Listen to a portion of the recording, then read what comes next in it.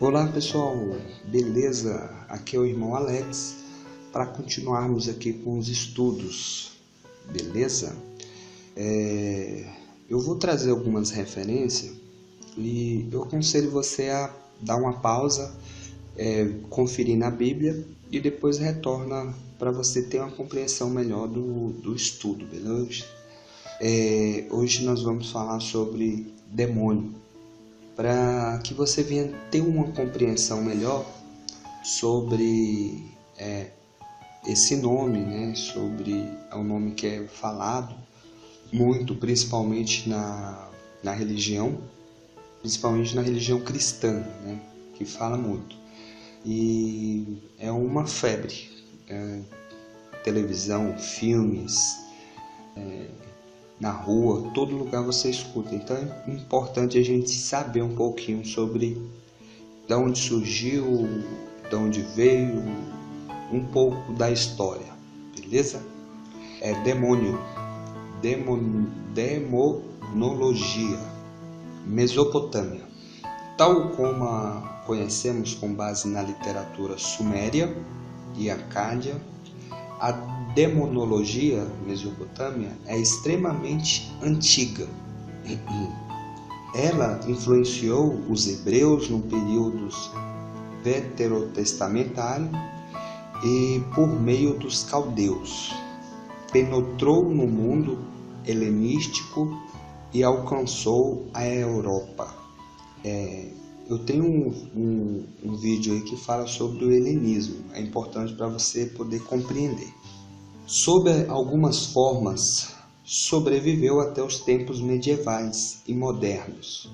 Na Mesopotâmia, aqueles males da vida que não constituía grandes catástrofes naturais eram atribuídos à má influência dos demônios. O número de demônios era quase ilimitado. Para combater a maldade, o bruxo deveria conhecer o nome do demônio, razão pelo qual a literatura mesopotâmia contém muitos nomes de demônios. A partir da literatura e da arte, é possível ter uma ideia das características e do aspecto dos demônios. O demônio mau era um Utuku. O grupo de 7 demônios maus é frequentemente encontrado nos encantamentos, quando eles arremetiam contra um homem.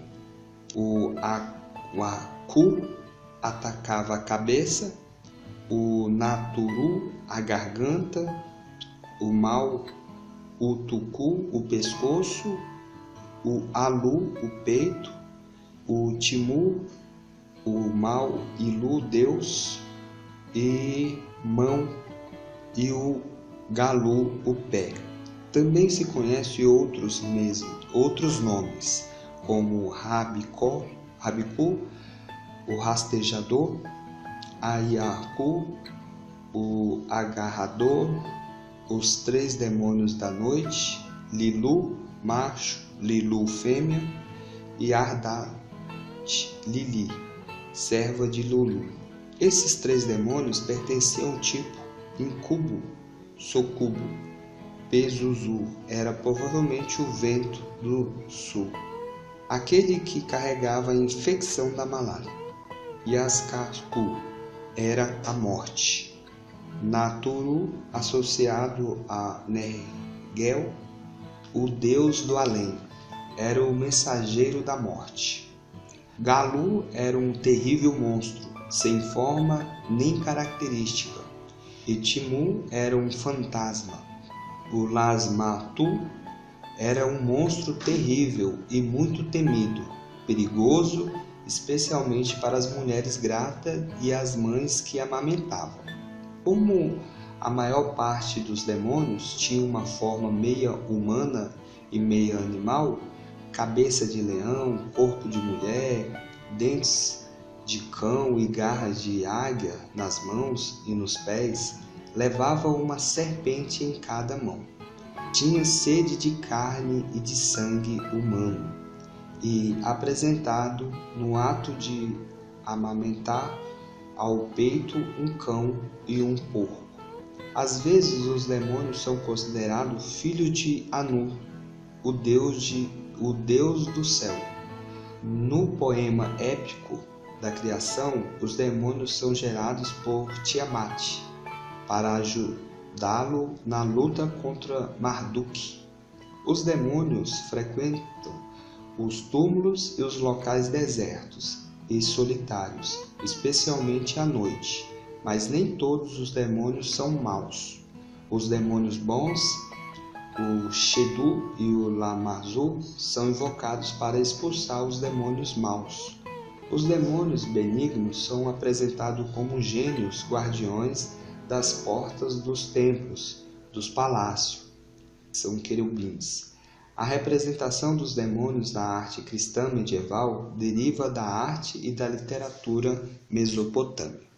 Beleza? Vamos entrar agora aqui no Antigo Testamento. Essa introduçãozinha foi da Mesopotâmia, beleza? Agora vamos no Antigo Testamento. A severa proibição da magia na lei hebraica parece excluir a prática, e também na doutrina da demonologia em Israel. A crença nos demônios não se reflete no Antigo Testamento, salvo em algumas alusões presentes na linguagem popular e em algumas referências a superstições entre os hebreus. Assim, por exemplo, muitos, embora houvesse expulsado todas as feitiçarias de Israel, o próprio Saul procurou uma que invocasse para ele o espírito de Samuel, em 1 Samuel 28:13. A aparição chamada Elohim, isto é, um ser sobre-humano, um versículo especialmente difícil de Isaías, capítulo 8, verso 19, refere-se provavelmente a necromancia. Os Sedim acádico, Sedu, são mencionados em Deuteronômio capítulo 32, verso 17, como demônios, os quais os hebreus ofereciam sacrifícios. Aqui temos uma identificação dos deuses dos povos com os demônios, identificação que se tornará explícita na literatura hebraica mais tarde. Salmo capítulo 106, verso 37, menciona o sacrifício de crianças ao Sedim.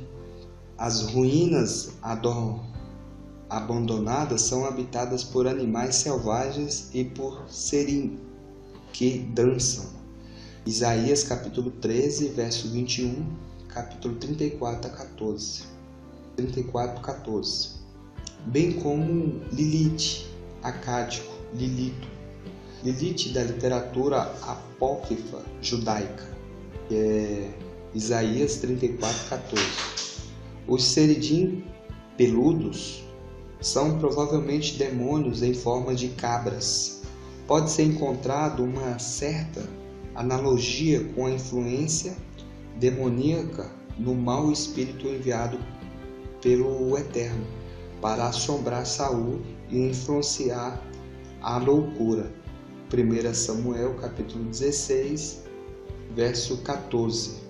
Entretanto, tal espírito é mau apenas no seu efeito e não em suas características.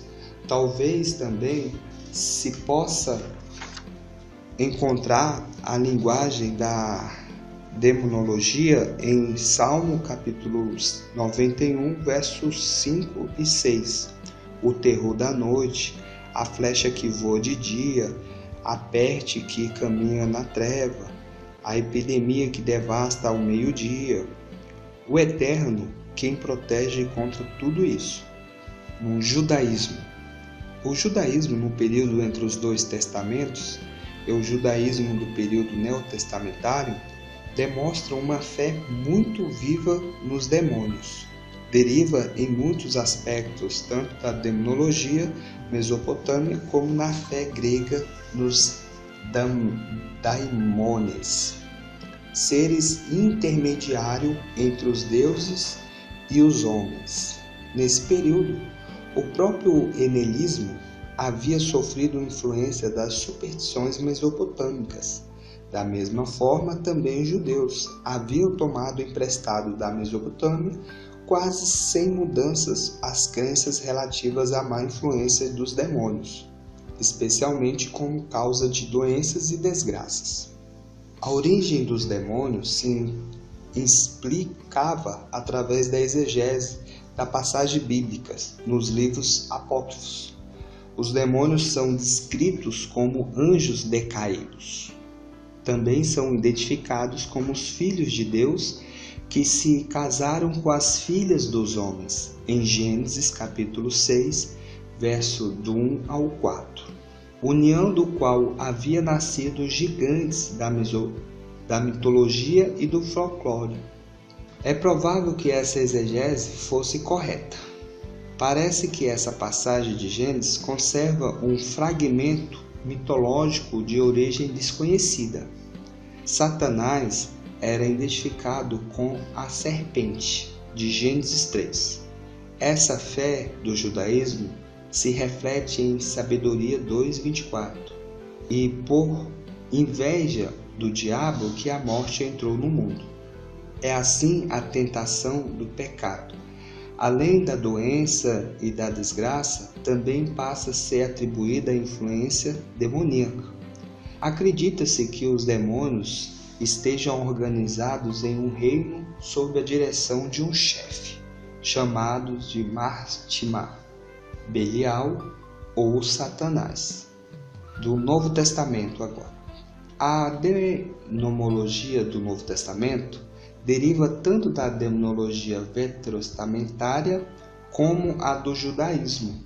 Entretanto, a presença de demônios do Novo Testamento é muito mais rara do que na literatura do judaísmo, à exceção dos casos de possessão demoníaca. As vítimas dos sacrifícios pagãos são imoladas aos demônios. 1 Coríntios capítulo 10, verso 20 e 21. Espíritos sedutores são responsáveis por doutrinas demoníacas. 1 Timóteo 4:1. Os demônios também creem, mas estremecem. Tiago 2:9.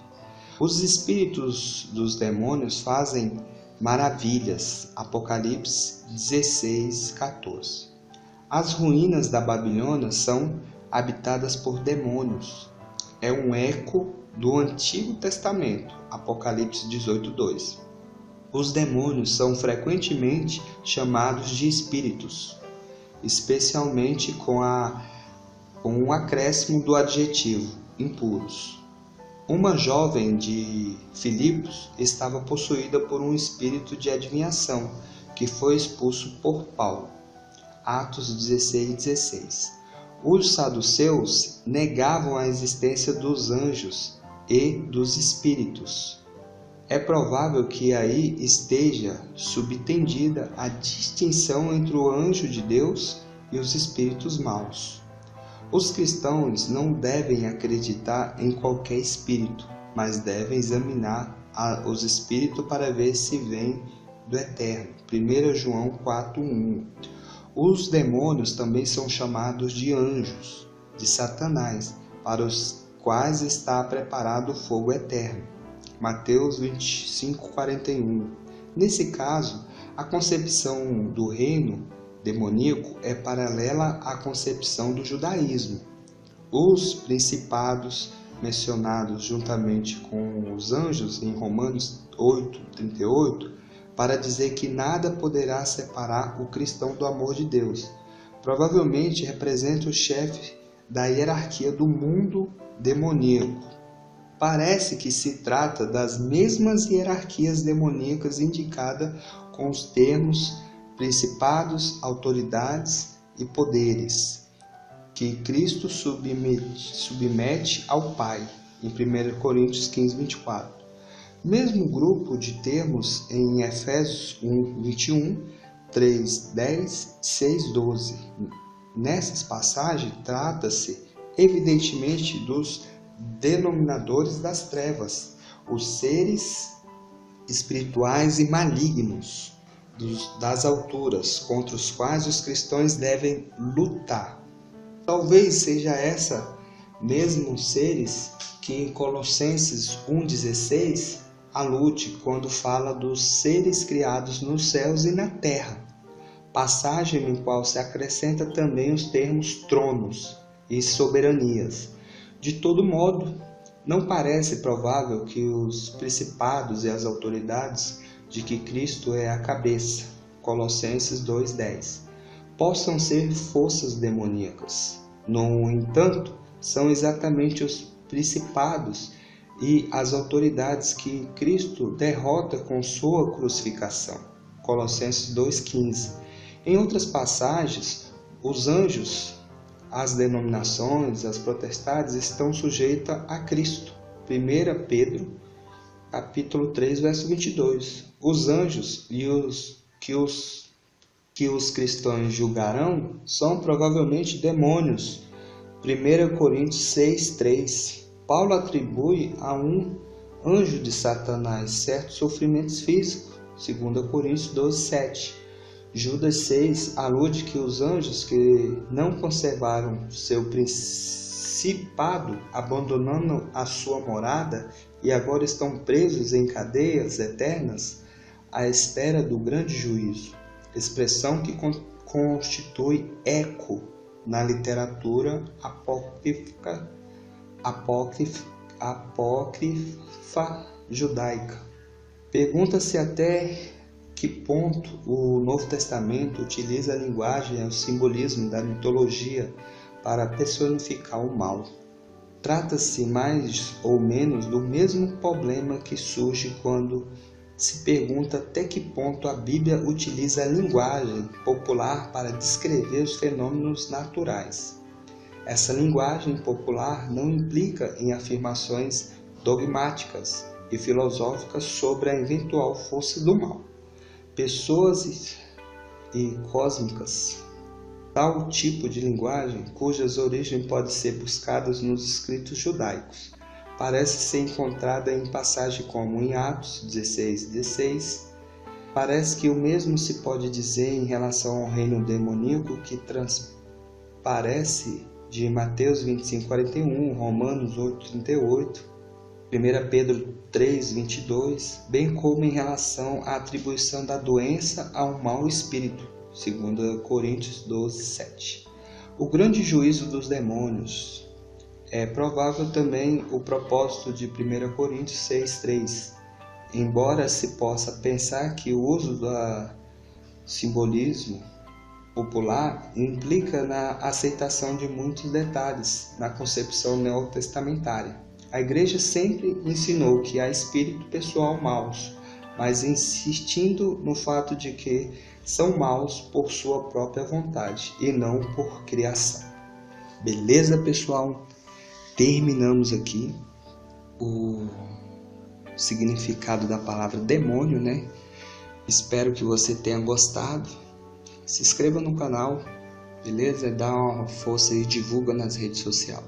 Que o Papai do Céu possa te abençoar poderosamente. Espero ter contribuído um pouco mais para o seu conhecimento sobre algumas palavras que estão na Bíblia Sagrada. Um abraço e fique na paz.